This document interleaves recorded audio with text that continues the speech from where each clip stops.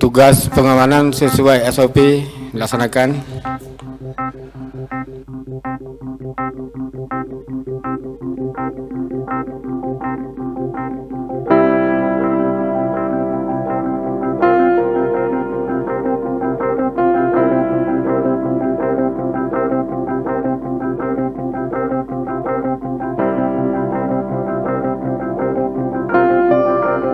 Pimpinan berhak dipaksakan keluar.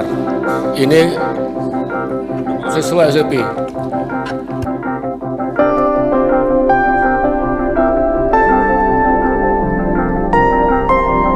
Pimpinan, bele ji kan DPR masalah je dah berdobian. Ulam ji hang tonton ni roga. Pun apa ada berdobian dua dah.